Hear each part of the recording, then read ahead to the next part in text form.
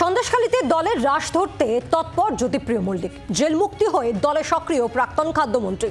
সন্দেশখালীতে দলের কোন্দল মেটাতে তৎপরতা। সন্দেশখালীর বিধায়ক ব্লক সভাপতিদের নিয়ে বৈঠক জ্যোতিপ্রিয় মল্লিক ও সুজিত বসুর। শাহজাহানের জেলে যাওয়ার পর বেড়েছে কোন্দল। স্থানীয় স্তরে রাশ কার হাতে থাকবে তা নিয়ে সন্দেশখালীতে তৃণমূলের অন্দরে কোন্দল। রাজ্যের মন্ত্রী সুজিত বসুর বক্তব্য শুনব।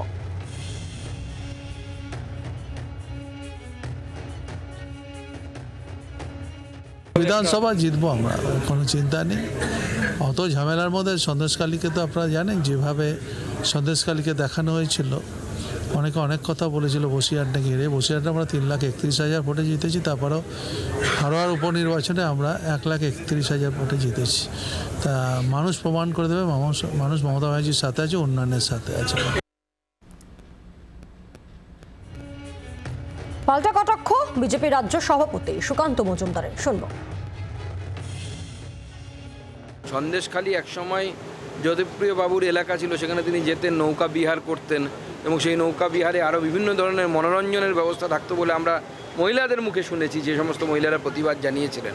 তো স্বাভাবিকভাবে তার কাছের লোক, তিনি চাইবেন সে বসুক, তাহলে পরে তার আগামী দিনে মনোরঞ্জনের ব্যবস্থা, নৌকা বিহার চলবে। সুজিতবাবু চাইছেন তার কাছের লোক বসুক, সবাই সবার কাছের লোক চাইছেন, তাহলে তাদের নৌকা বিহার ভালো হতে পারবে, নাহলে নৌকা বিহার ভালো হবে। বাংলার আওয়াজ, বাঙালির আবেগ, জি 24 ঘন্টা।